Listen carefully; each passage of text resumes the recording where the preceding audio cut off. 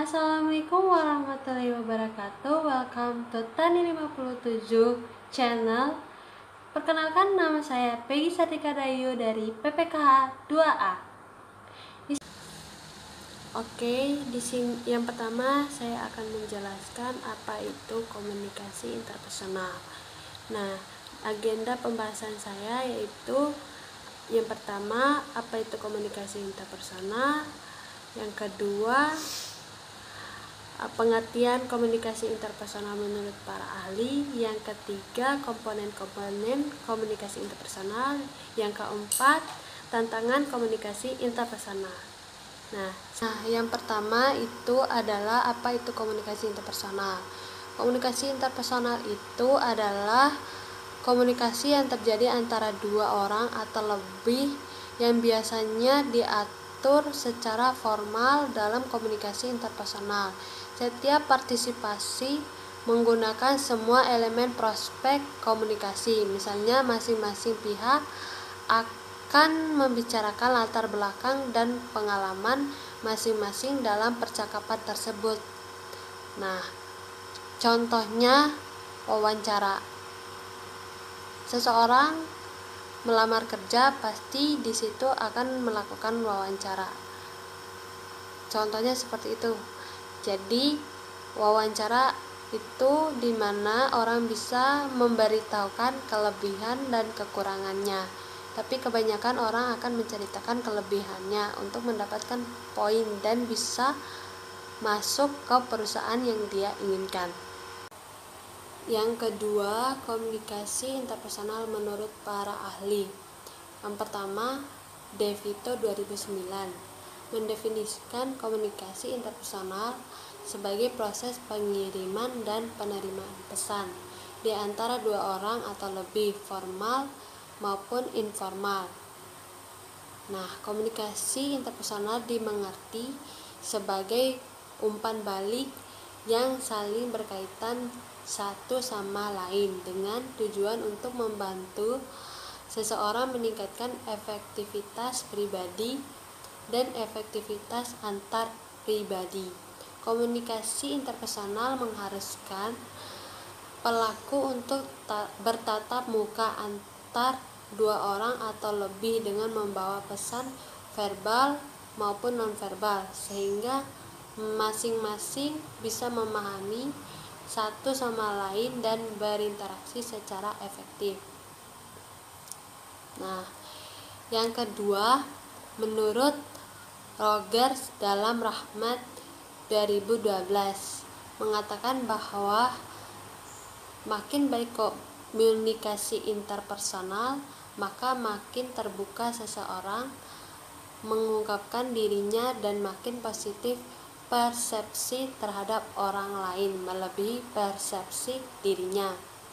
Nah, yang ketiga, Dobbs dan Moms 2008 mengartikan komunikasi interpersonal sebagai proses komunikasi antara komunikan dan komunikator yang ditandai dengan terwujudnya saling pengertian, kesenangan, saling mempengaruhi, hubungan sosial yang baik, juga adanya tindakan nyata dari umpan balik.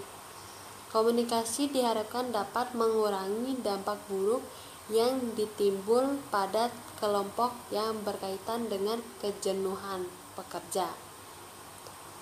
Dan kemudian yang keempat dari Kangara 2005 menyatakan bahwa komunikasi interpersonal sangat penting untuk meningkatkan antar individu, menghindari dan mengatasi konflik pribadi, mengurangi ketidakpastian sebagai pengetahuan dan pengalaman dengan orang lain, termasuk mengendalikan perilaku emosi, memberikan motivasi dan memberikan suatu informasi. Selanjutnya, poin ketiga yaitu komponen-komponen komunikasi interpersonal. Yang pertama, pemberian pesan. Komunikasi tidak berjalan satu arah, namun bersifat timbal balik antara pemberian pesan dan penerima pesan.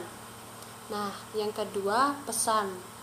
Pesan merupakan ide-ide dan perasaan yang dibagi antara pengirim dan penerima.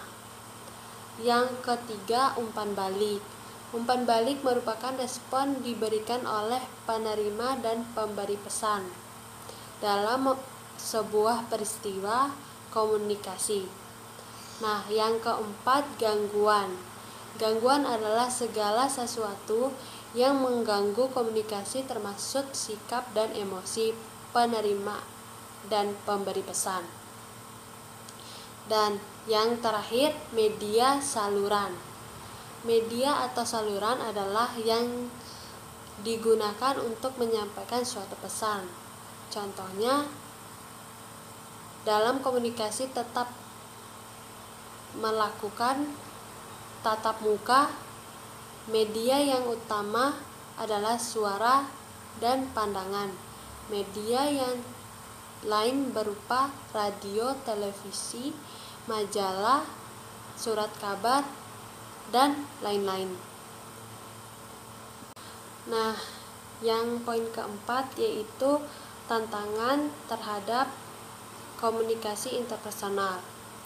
Tantangan terhadap komunikasi interpersonal dapat berasal dari budaya, latar belakang sosial ataupun jenis kelamin, ras, etnis, dan sebagainya. Tantangan komunikasi juga bisa disebabkan oleh lingkungan yang terlalu gaduh yang membuat pesan tidak dapat disampaikan dengan maksimal. Selain itu, tantangan komunikasi juga bisa berasal dari persepsi partisipan yang berbeda. Tantangan lain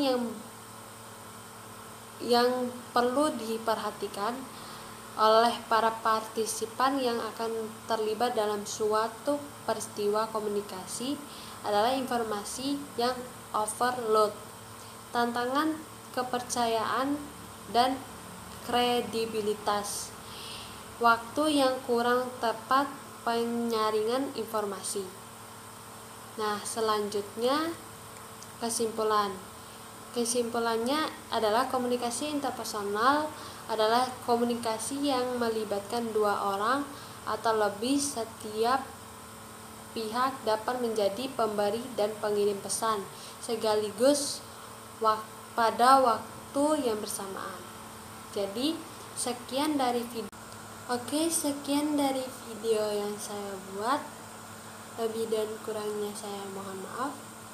Wabillahi taufiq wal hidayah. Wassalamualaikum warahmatullahi wabarakatuh.